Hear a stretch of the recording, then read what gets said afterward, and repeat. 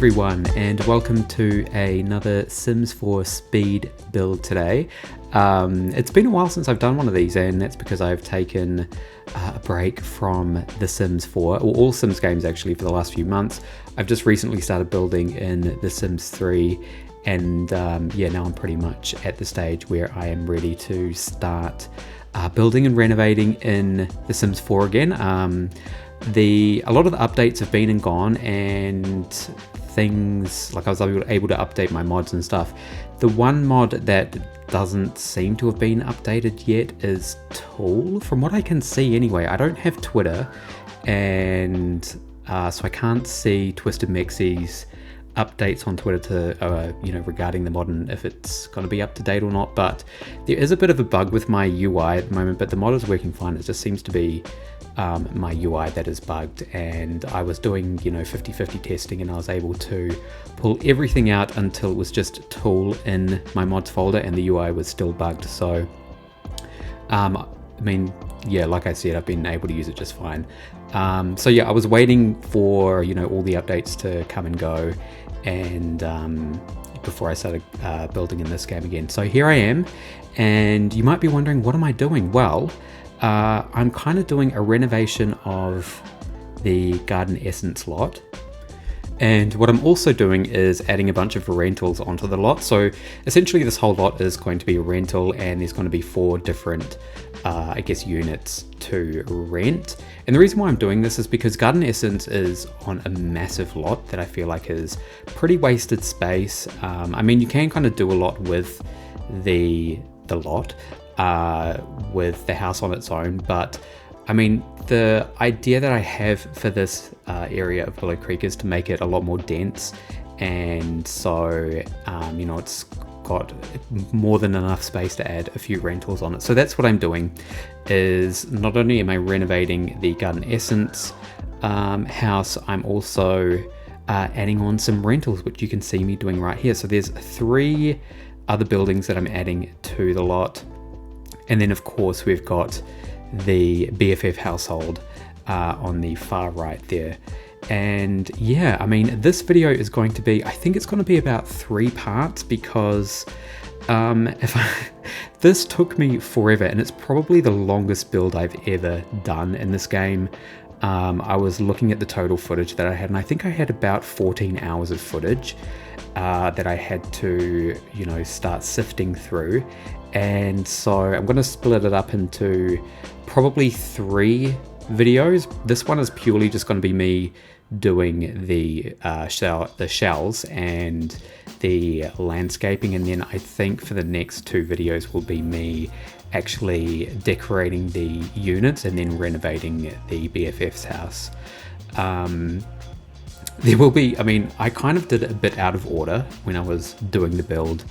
I started on I put the shells together, and then I started doing the floor plan for the building on the far left, which is the one that I'm putting the balcony on now. And then I don't know, I just got way too ahead of myself, and I started, just decorating that one without even finishing the landscaping or doing anything else to the other houses, really. So basically, once I realized like I'd gotten way too ahead of myself, I stopped doing the decorating, and then I came and finished, the shells on the other houses, and then did the landscaping.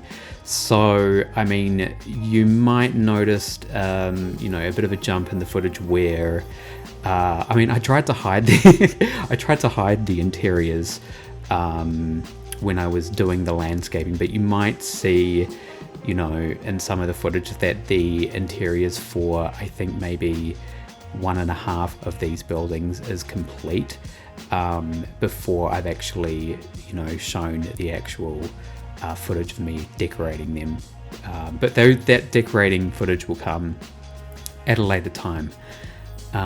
So yes, it took a very, very long time for me to decorate. I did have a lot of fun doing it. The end got to be a bit of a drag. If anything, I think, because I saved the BFF household for last, and to be honest, the last few things, I tend to save the least favorite or the least exciting things to decorate and renovate to the very last. So I had to do a bathroom and a deck.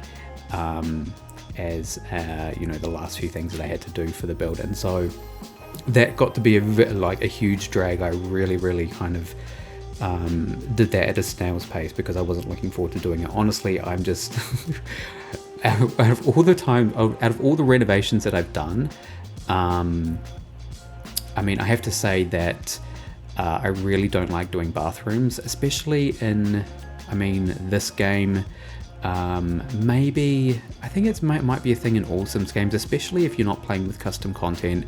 I feel like making modern looking bathrooms is really hard because a lot of the bathroom assets are all kind of like the same. They all have like backboard or base, you know, like backboards on them. So there's no like backless showers and backless shower tub combos.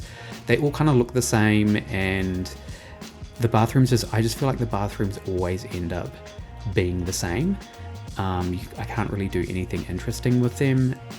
Maybe it's just because the last few houses that I've built have more or less been the same. They've been these kind of New Orleans styled houses that are, you know, really long and narrow. Sometimes they're 2 stories, and so there's not a lot of space to make interesting bathrooms, but even then I feel like it can be a bit of a drag doing a bathroom. Like, I just really don't like doing bathrooms that much. If anything, it's a bit more bearable in The Sims 3 because you can kind of recolor things to, you know, whatever you want. But yeah, Sims 4 definitely not my favorite, although a few new packs have come out since I last played in this game, and they were really fun to play with and, you know, see all the new stuff that came out. So I did enjoy using some of that, and so you will see some of the newer packs sprinkled throughout these builds.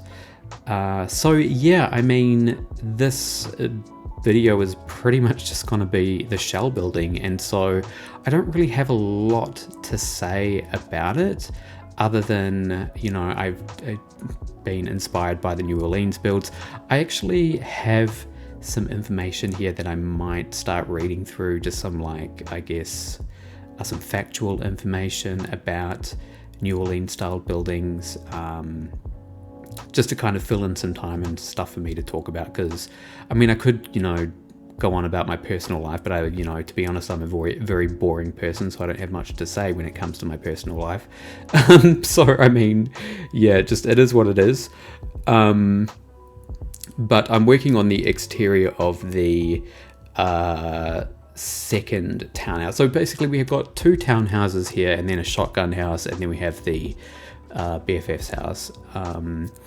The color schemes for the exteriors of these buildings are pretty much, I mean, I can see why Maxis kind of gave us these crazy vibrant colors for a lot of the base game builds and like exterior textures and stuff, because that's what a lot of the builds tend to be like, or a lot of the buildings tend to be like in New Orleans. There's a lot of houses with these kind of wacky, not wacky, but just vibrant exteriors with you know, kind of contrasting trims and stuff. So I've got for example, I've got a townhouse here that has orange siding and blue windows, but I think it looks good. It's, you know, it's got some unique character, it's an interesting color scheme, and so it's always fun to play around with, but it's not very versatile, I don't think, if you're doing, say, buildings outside of this style. But anyway, at the end of the day, it's all fun and games when you actually get to play with a certain style and a theme of a building and actually see it come together. So I'm working on the floor plan here, and of course we've got basically an entryway that's kind of leads into a narrow hallway. For the townhouses, the stairs are always in this narrow hallway, and then pretty much all the living spaces are on the ground floor, and then all the bedrooms are upstairs. This is the biggest of the 3 new buildings that I placed on this lot. And the 2 townhouses are, I believe, 2 bedrooms. I mean, technically they could be 3 bedrooms as well, but basically what I did with them is I made 2 bedrooms and then turned the extra room into a study area. They could easily be converted into bedrooms if you'd like. So there is that option there for you, but I kind of just decorated them to, just to give some variation in terms of what I was actually like what I was using for the space.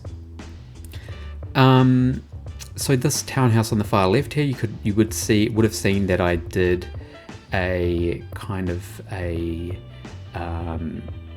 like a narrow gabled roof to start with, but then I kind of switched it to this other type of gabled roof where the hips of the roof are facing the street. And yeah, I just feel like, because what I was doing is I had a reference photo and I was like, oh, I really like the roof on that building, and then it didn't quite turn out the way that I wanted it to, so I ended up switching to this roofing style here. For the exteriors of the builds, I do try and keep them base game only, just to keep them more consistent with the look that I'm going for. Base game only just because it has the items like the New Orleans styled build objects there for me to use. So just to keep that consistency, I'm just limiting consistency, uniformity. I'm just limiting myself to the base game packs. However, you would have noticed that on this house here on the far left, I used a freeze from Vampires, and I just had to sneak that in because I had used the same freeze, or the base game freeze, on the orange townhouse, and I didn't want the two houses to have the same freeze, and so I think using the Vampires freeze was a good compromise because they're pretty much almost indistinguishable in terms of their styles, really. I mean, you can tell that they're two different freezes, but they more or less look like they belong in the same kind of architectural style. Just kind of giving a little bit of a dip into this roof to make it look a little more aged. I have noticed that with some kind of older houses with gabled roofs, sometimes the roofs dip a little bit. I guess just because they're so old. And yeah, so I did that to that townhouse.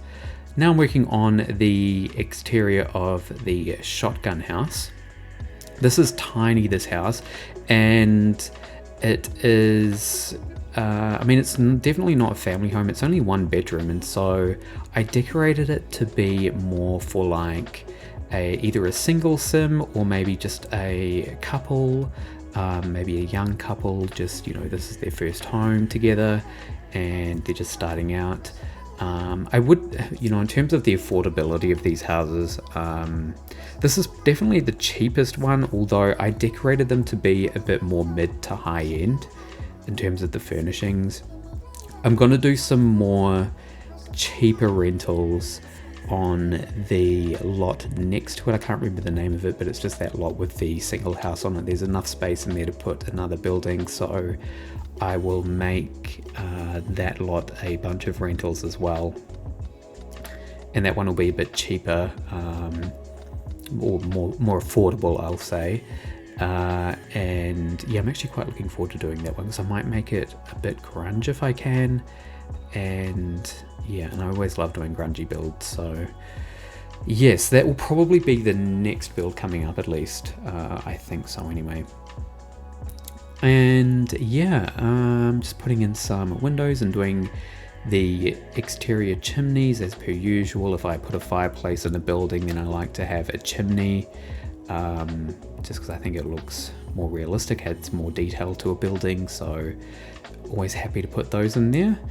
And now I'm doing the back porch, and in this back space here, I turn this into a massive courtyard, and it's kind of like a communal space for the residents of this lot. And there's some activities for the Sims to do here. There's you'll see it a bit later on, there'll be like some chess tables, barbecue area. It's almost like a mini park. So yeah, it was actually quite cool to put together, and it ends up looking quite nice. So what I'll do now is I might read through some factual information about these buildings just to kind of fill up some time really. So I'll talk about the townhouses first. And I'm reading off this document. It looks like it's from like a Louisiana government document, and basically it talks about the townhouse and that these were built from the 1790s to the 1890s. And it says the townhouse building type, or some variation thereof, is a very common type in urban areas because its vertical massing and long and narrow footprint makes efficient use of land. The townhouse in New Orleans appeared first in its Creole form in the late colonial period, but the basic type remained popular for the better part of the century and has recently seen a resurgence in popularity. The townhouse building type is a 2 to 3 story, 2-room deep building with distinctly vertical massing, a side gabled or hipped roof, and a long narrow footprint oriented toward the street. The Creole townhouse typically has a carriageway instead of an entrance door and no interior first floor hallway. Well, there goes my historical inaccuracy because I've put hallways in all of these townhouses. The American townhouse has a grand front entrance door leading to an interior hallway.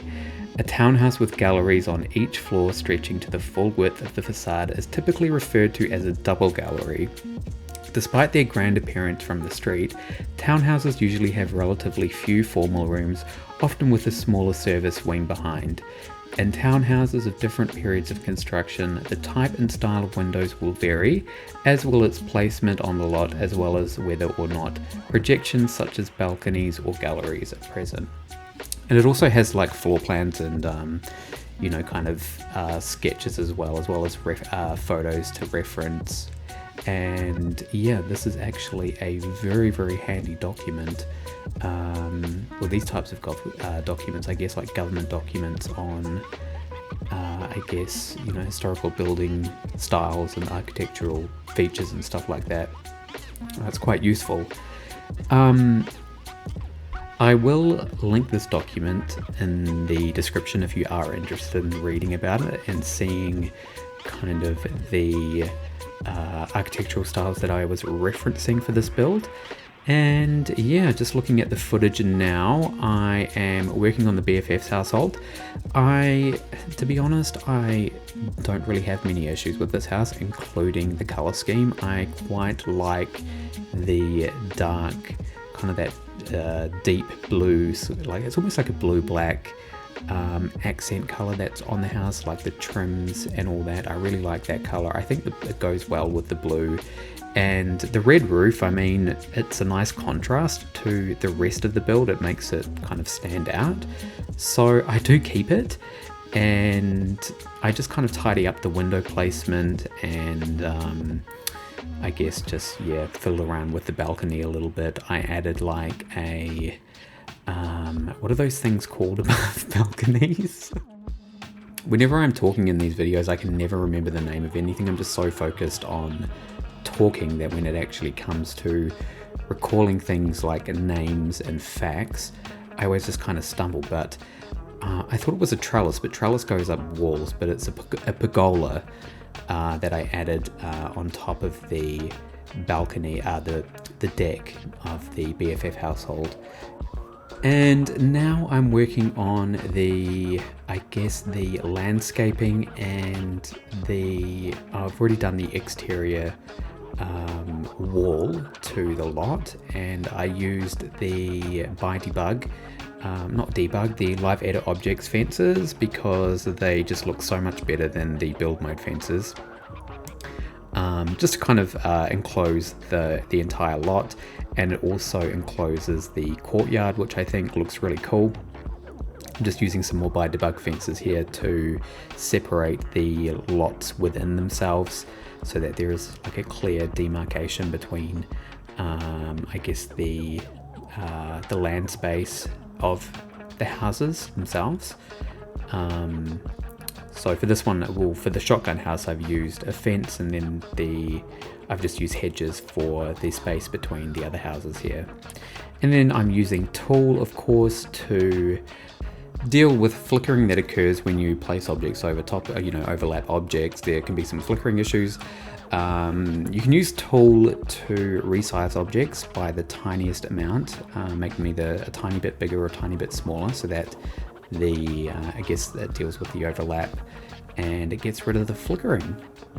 I'm just having to move around this fence a bit because I had it placed too close to the building, and so it kept popping up because it was on the foundation, or the building's on a foundation, so the fence was popping up to foundation level. Now I'm doing the courtyard and I'm just putting in the terrain texture, and I'm using one of these terrain paints that came in a relatively recent update. I think this update has been within the last few months. It might have been one of the updates that happened before I took a break from The Sims, because I do remember seeing it before I did take a break, but I just never used it. But I think this is a good opportunity to use it. And I'm just going around and adding some terrain paint to the hedges between the buildings, and I am going to do some pathways as well. But here, just doing the brown terrain paint. This is always a nice feature to add to buildings. It just makes things look, more realistic, more detailed, more interesting to look at. Who knew that, adding dirt to a building would make it more interesting to look at, but it does, so always happy to use that. So here I'm adding some more terrain paint just to create like a pathway down the side of the BFF house that is going to lead to the courtyard. Just snaking down this little trail here. It's very narrow. I think that's only one tile wide, but it's cute nonetheless. It's like this little alleyway. And I am just fixing up the kind of the overlap of the different terrains and creating like this little open space as well. And I really do like the landscaping for this build. It's very lush, as have been pretty much all of my Willow Creek builds. I really do like landscaping. I never used to like it. I used to be kind of crap at it. But just getting some different tips and looking at how others do their landscaping and seeing what works and what doesn't work has made the process much more easy and even enjoyable. And I really do like using the live edit landscaping, like the plants and the trees that come from live edit, because some of them are a lot more lush looking and they just fill spaces out better and they're more realistic looking. So yeah, they're more fun to use. And yeah, so I think I'm nearing the end of the terrain paint. I kind of know where I want everything to be. I'm just putting in a last tiny row of hedges here. I'm kind of thinking whether I should have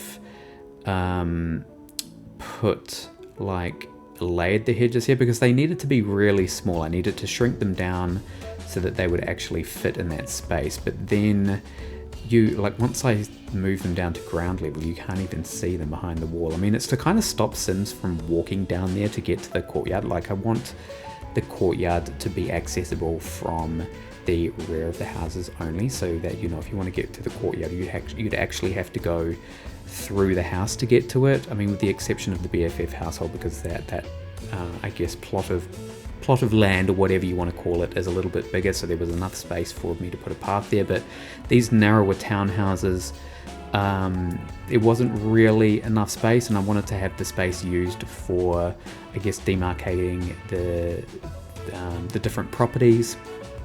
So I filled it up with hedges. But yeah, I was thinking with that hedge that I shrunk down, maybe I could have put like another hedge on top so you could actually see that there was a hedge in there. But yeah, I feel like that's just semantics at this stage. It doesn't really matter. This is just all in, hindsight and me reflecting on what I've built. So continuing on with the landscaping, and we're putting in some flowers and some bushes, and a lot of nice white flowers, and we've got some yellow flowers here, and we've got some more dirt, and I've put in these like little front courtyards for the houses as well, which I think look really nice. Well, at least the townhouses, I did that. I didn't do it for the shotgun house. Putting in a tree as well, and then the BFF household. That also gets a couple of trees, so I'm just kind of trying out to see, or trying out the different trees to see what looks best. And of course I go with the trees that are more or less in the environment that surrounds this lot, just so things look a little more blended and seamless. And then I'm going in with the actual landscaping of the house and going with these nice big green bushes and going with some flowers, like these orange flowers. Also got some white flowers as well. No, I don't. I'm taking those out and replacing them with some pink flowers. So there you go. I do try and have the landscaping or the bushes to be cohesive and to not necessarily match, but just to look more harmonic together. So a lot of the greens are quite similar. I'm not really using a lot of bright greens because there's a lot of, you know, variation to these the colors of these bushes. So I don't want to go too crazy and have like rainbow landscaping or anything like that. I would rather it be more uniform. I don't know, boring if you want to say that. And then also putting in some hedges on the side of this house. There were some hedges here before, but they were not as close to the house as they are now. At least I don't think they were, because I didn't move the house to the far side of the lot, and I'm pretty sure that got rid of the original hedges that were there in the first place. And now I'm adding in some last few bushes to this side of the house and adding in some hydrangeas as well. And yeah, adding in another tree. I'm just like, I've never had to talk about landscaping in so much detail. Usually the landscaping is pretty much over and done within almost in a blink of an eye. Not while I'm doing it, but when I'm doing the voiceovers and the recording of it. But it's been an extended edition today because I've had to do the landscaping of pretty much 4 different houses. But what I do like about the landscaping for the BFF house is that there's this small little garden towards or at the rear of the house here. And of course I'm just putting in the usual landscaping, but I did kind of put some little daisies, which I think is nice and is a bit different to what I had done with the rest of the builds. I hadn't actually used any of those flowers, so it's always nice to be able to do something different and have it work out. And now I'm doing some hedges on just to line the courtyard, and yeah, just using these debug bushes and then adding some terrain paint underneath them. Of course, that adds more realism to them because bushes don't necessarily grow out of pavers. So it's always nice to, add that. I mean, where are we at? We're at 27 minutes, going on 28 minutes. I think I want to end the voiceover here, and I'm going to leave you to enjoy the rest of this footage. There's going to be no panning shots because, of course, I'm going to do those when the build is complete, when you've seen all the interior decorating and all that. Then we'll do the final panning shots of the whole build in its entirety. So I'm going to leave you to enjoy the rest of this footage. If you do want to download this lot when it's complete, it is available, it will be available on my gallery. My gallery ID is minnosimu_NZ. So that's it from me today. I will be uploading the second part very soon. And yeah, I will say take care and talk to you later.